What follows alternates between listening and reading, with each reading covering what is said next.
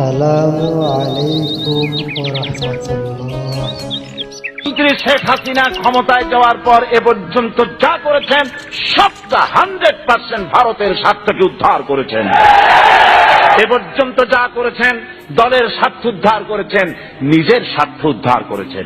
জাতির মুখের দিকে তাকা সামগ্রী বেতন বিতরণ করতে না দিয়ে এলাকার লক্ষ লক্ষ মানুষকে বনি আদমকে বঞ্চিত করেছেন আপনি।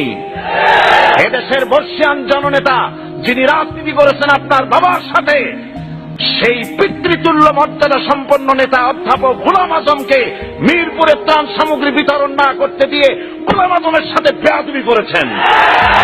আপনার এই বেয়াদবির শাস্তি আপনাকে পেতে হবেই হবে।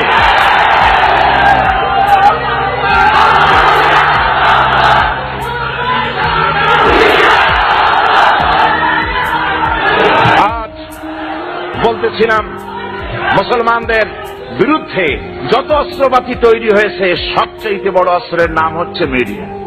এই মিডিয়া দুই রকমের, অনেক রকম আছে। দুই রকম হলো শ্রেষ্ঠ। একটা হচ্ছে গ্লোবাল প্রিন্টিং মিডিয়া, আরেকটি হচ্ছে গ্লোবাল ইলেকট্রনিক মিডিয়া। এই দুটো মিডিয়া সব ইহুদি এবং খ্রিস্টানদের হাতের মুঠার মধ্যে রয়েছে। আর আমার আল্লাহ বলছেন ওয়ালা তাজিদান্না আশাদ্দান নাসে আল্লাযীনা আমানুল ইয়াহুদা ওয়াল্লাযীনা আশরাকু। আল্লাহ পাক বলেছেন যে মানব গোষ্ঠীর ভিতরে ইহুদি আর মুশরিক এদের চাইতে জঘন্য দুশমন মুসলমানদের আর নাই। এদের হাতে রয়েছে মিডিয়া। এই মিডিয়া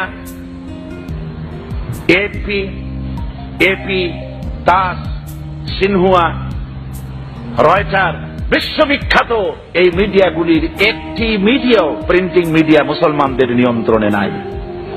আজ থেকে অনেক বছর আগে 80-র দশকে জেদ্দায় একটি সংবাদ সংস্থা তৈরি হয়েছিল, ইসলামিক নিউজ এজেন্সি। মাত্র কয়েক বছর যেতে না যেতে আল্লাহর রহমতে তার কুলখানি 40 আর সব শেষ হয়ে গেছে। এখন আর একটাও নাই। এরপরে আছে global electronic media, CNN, BBC, ZTV, DDI, আরো কত A to Z নানান রকমের মিডিয়া তৈরি হয়েছে। এই ইলেকট্রনিক মিডিয়ার কারণে আমাদের ঘর ভাঙছে, গোটা দেশ, গোটা মুসলিম উম্মাহ মিডিয়ার মোকাবেলা বক্তৃতা দিয়ে করতে পারবো না। আর যদি আপনারা কয়েক হাজার লোক আমাদের সামনে বসে মিডিয়ার বিরুদ্ধে কথা শুনতে থাকেন, তাহলে অন্তত বাংলাদেশে 6 থেকে 7 কোটি মানুষ এখন টিভির সামনে বসে আছে। তাহলে কোনটা পাওয়ারফুল? আমার বক্তব্য আর একজনের বক্তব্য ততটা পাওয়ারফুল নয় যতটা ওইটা। এটার কথা মানুষেরা বিশ্বাস করে। মিডিয়া তিলকে তাল বানায়। মিডিয়ার কারণে মালয়েশিয়ার ফেরেশতা চরিত্রের নেতা আনোয়ার ইব্রাহিম সমকামিতার দায়ে কারারুদ্ধ। চট্টগ্রামে 8 মার্ডার হলো। মিডিয়ার সঙ্গে সঙ্গে বলে দিল জামাত আর শিবির নারকীয় তাণ্ডবে 8 জন লোক মারা গেছে।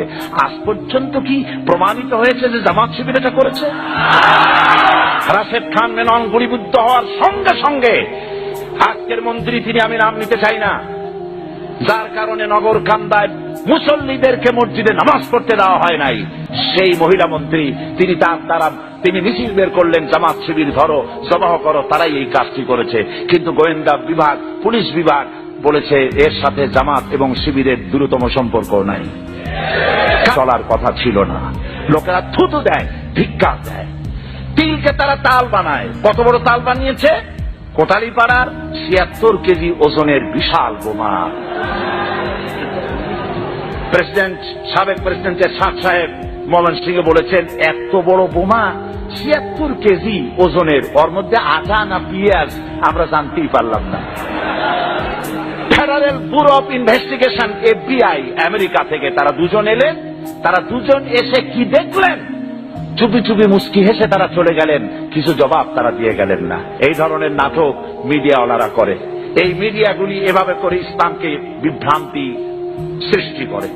টুপিওয়ালা দাড়িওয়ালা লোকগুলিকে তারা নাটকে ভিলেন চরিত্রে এনে টুপি এবং দাড়িকে বেইজ্জত করে।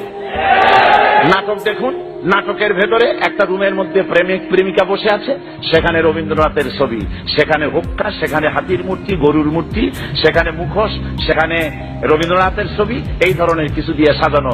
কই একখানা জায়নামাজ দেখা যায় না, একটা কোরআন শরীফ দেখা যায় না, একটা তসবিহ দেখা যায় না। তার মানে হলো 12 কোটি মুসলমানের ঈমান আকীদার সাথে তার কোনো সম্পর্ক নাই। নতুন যে টিভি তো এখানে প্রস্তুত হয়েছে, ইটিভি, এই 21 টিভি যখন থেকে শুরু করে যখন গিয়ে শেষ করে আল্লাহ রাব্বুল আলামিনের নাম এখানে নাই। বিটিভিতে আগের থেকে নামাজ এবং আজানের কথা, কোরআনের কথা কিছু চালু ছিল বলে বাধ্য হয়ে চালাচ্ছে, নইলে এটাও চলে যেত। আরেকটি বার যদি এরা ক্ষমতায় আসতে পারে, ইসলাম এবং মুসলিম আদর্শ সব শেষ করে দেবে। কবি বলেছেন, बर्बाद गुलिस्तान के लिए एक ही उल्लू काफी है, गुलिस्तान की हर शाख पे उल्लू बैठे हैं, फिर अंजाम गुलिस्तान क्या होगा। একটি ফুল বাগান ধ্বংস করার জন্য একটা হুতুম পেঁচা যথেষ্ট, কিন্তু আজকে সৌভাগ্য না দুর্ভাগ্য যেটা বোঝেন, গোটা ফুল বাগানের ডালে ডালে হুতুম পেঁচারা বসে আছে। হুতুম পেঁচা সংসদেও ঢুকেছে, ঢোকে নাই। আর প্রধানমন্ত্রী বলেছেন এটা হলো লক্ষ্মী পেঁচা।